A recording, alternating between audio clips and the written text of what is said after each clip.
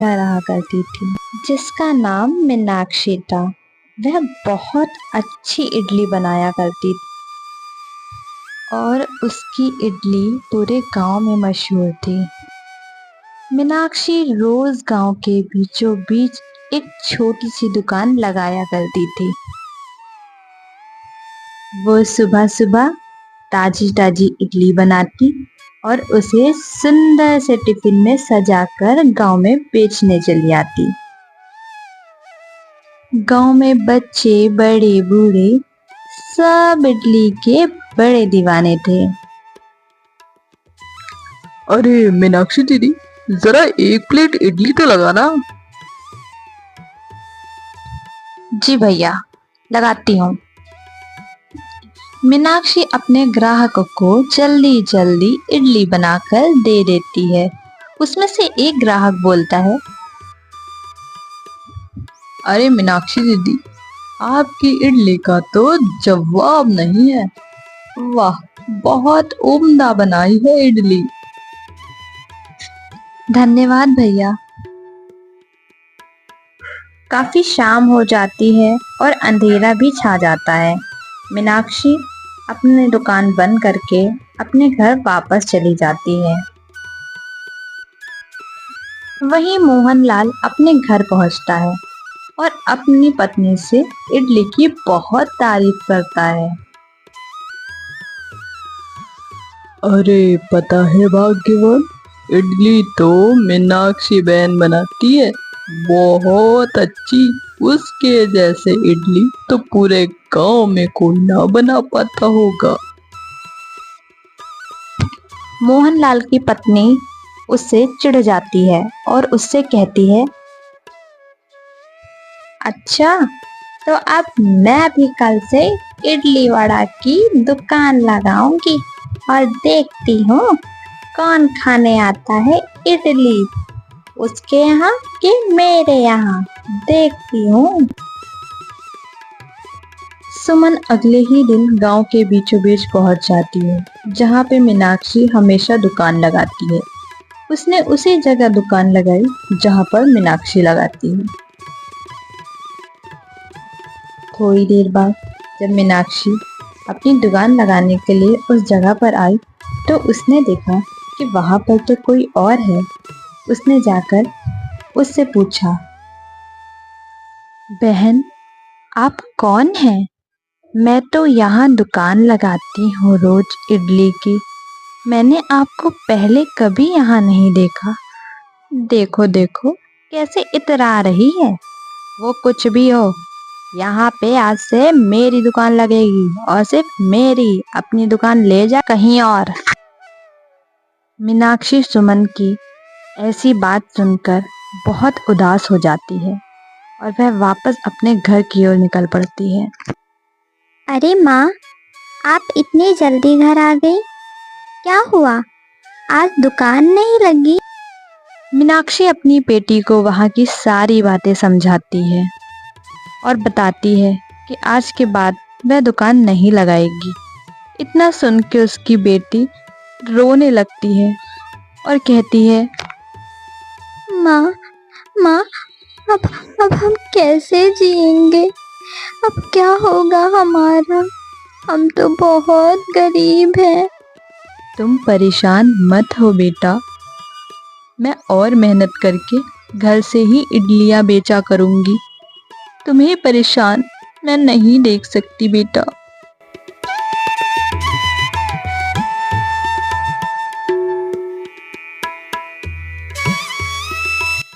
मीनाक्षी ने हार नहीं मानी।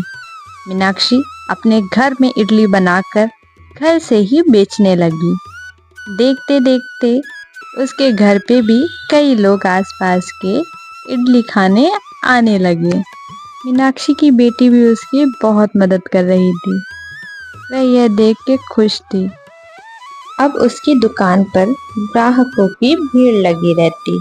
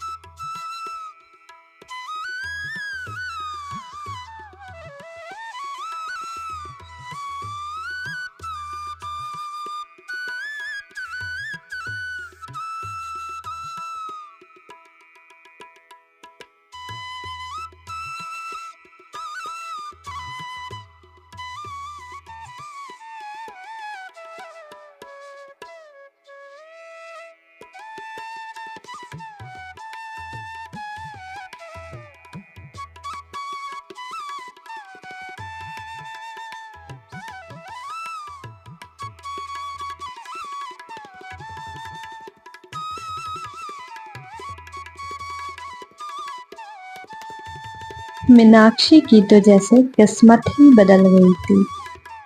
उसने एक अच्छा घर खरीदा और वह सभी गांव वालों की बहुत अच्छे से मदद करती।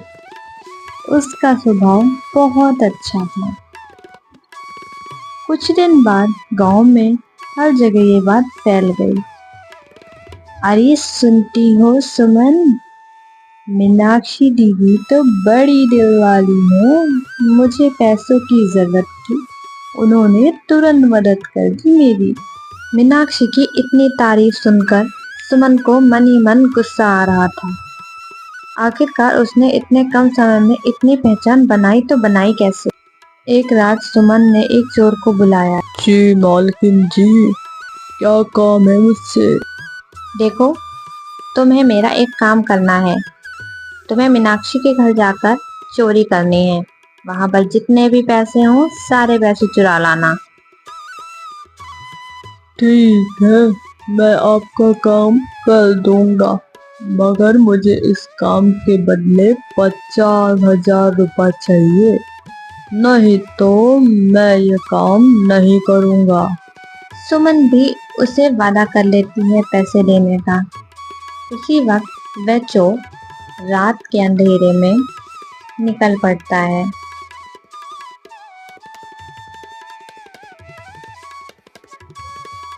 कुछ ही देर में वह मीनाक्षी के घर पहुंच जाता है। वह देखता है और सीधा घर के अंदर चला जाता है। पास के ही कमरे में सारे पैसे रखे हुए होते हैं। वह चोर सारे के सारे पैसे उठाकर फुर्र हो जाता है। सुबह जब मीनाक्षी उठती है तो देखती है वहां तो चोरी हो गई है।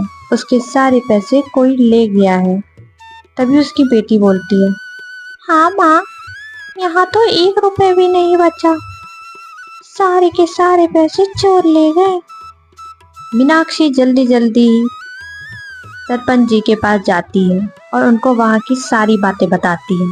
वह उनसे कहती है, सरपंच जी, हमारे सारे पैसे चोर ले गए। कुछ दिन बीतते हैं। आखिरकार वह चोर पकड़ा जाता है।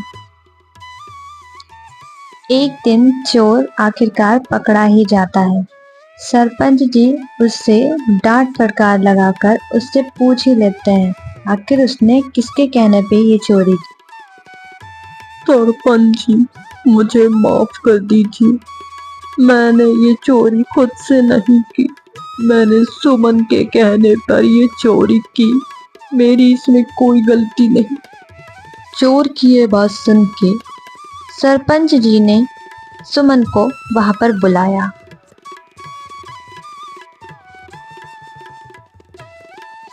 तभी सुमन आती है और सरपंच जी उससे पूछते हैं, अरे सुमन, क्या तुमने मीनाक्षी के घर में चोरी करवाई है? देखो, सच सच बताना। अरे सरपंच जी, मैं भला चोरी क्यों करवाऊंगी?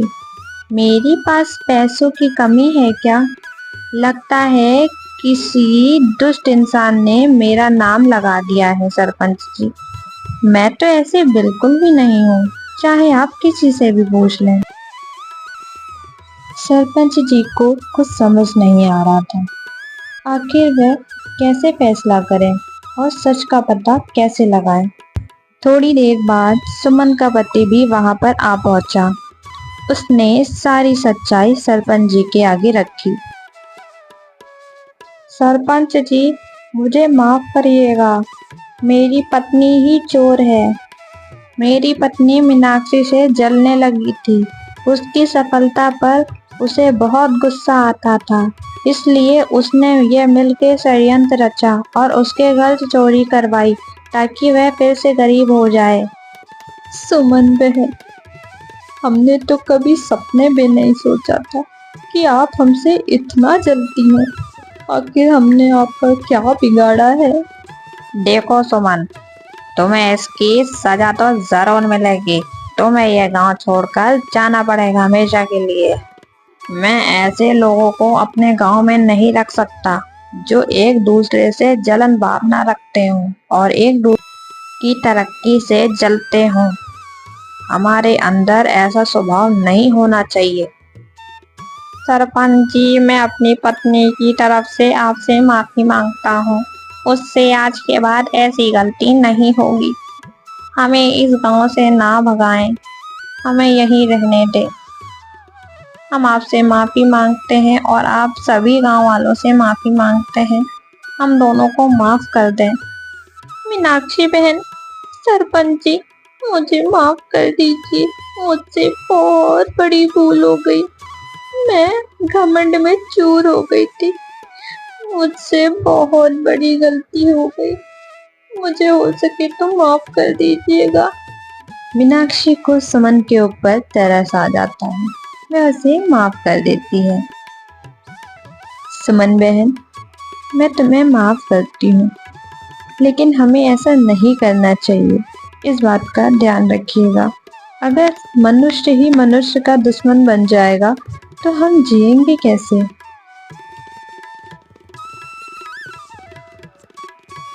कुछ दिन बाद गांव में फिर से वही खुशहाली आ गई थी। सब हंसी खुशी और मिलजुल कर रहने लगे। मीनाक्षी ने गांव में एक बहुत बड़ा रेस्टोरेंट खोल लिया और वह बहुत चलने लगा। मीनाक्षी के जीवन ने हमें यह सिखाया कि जीवन में कितनी भी कठिनाइयां और परेशानियां आए, हमें उनसे लड़ना चाहिए और जीतना चाहिए।